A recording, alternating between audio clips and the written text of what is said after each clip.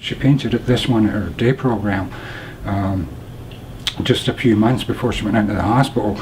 This one here too, Sadie and Mum did this one at home with Sadie bought some paints for her craft work, and she sat and painted that.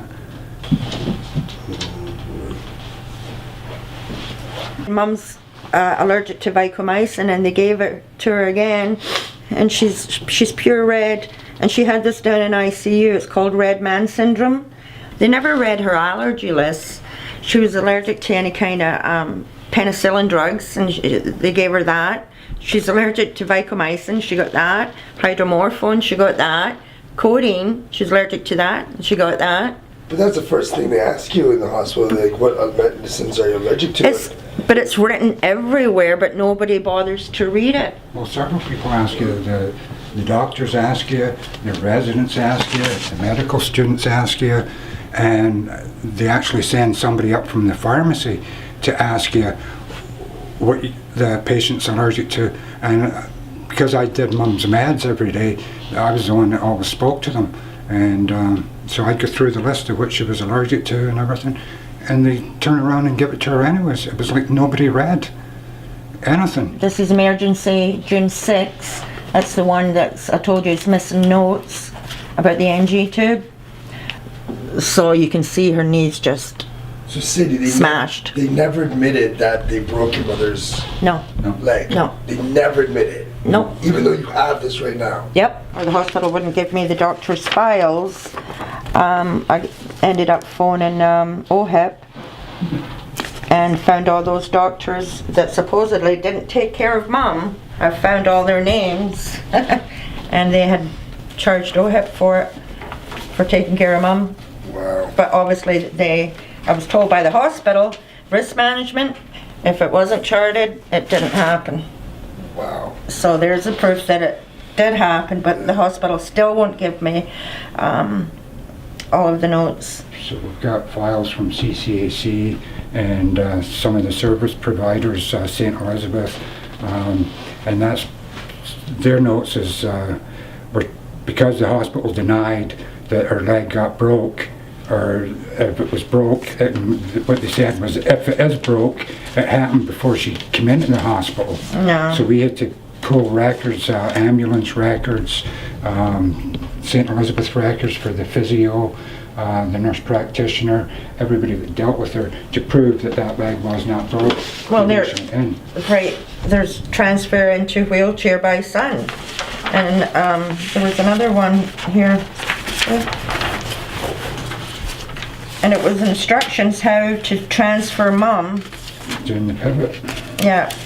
See, make sure Jeanie's left foot is flat on the ground.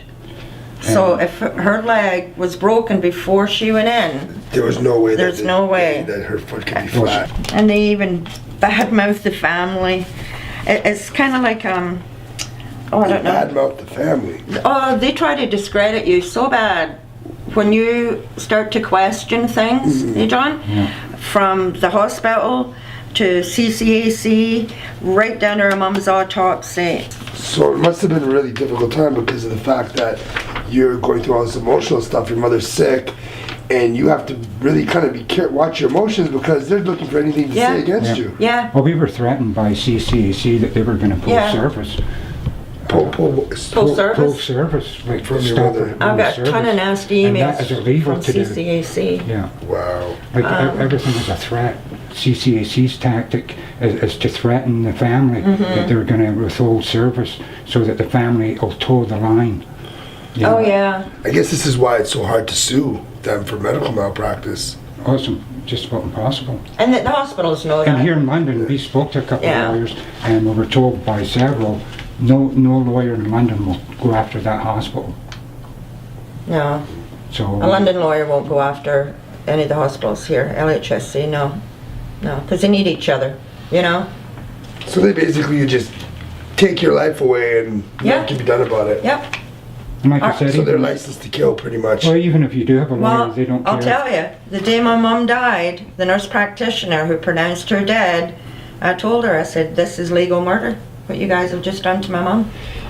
Indeed, I mean, seeing the pictures and reading all this, it's quite clear that they did break her leg, you know, and you guys have all the proof. I mean, this is golden Oh, that's stuff nothing? for, Okay. for a court case. Okay, a tiny bit And the down fact that there. the lawyers won't even take the case, No. what's going on? You see, what it was now that she's dead, there's not anything in it for a lawyer to take on. No money. There's no money because the way the courts rule, it's what she's going to need to maintain her life in the future.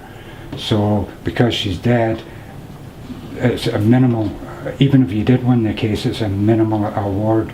And that's what we were told, for a lawyer to take it. It would cost us more for the lawyer than what you would gain. They wanted rid of her mum. They were tired of her. She was Yeah. costing them too much money. Yeah.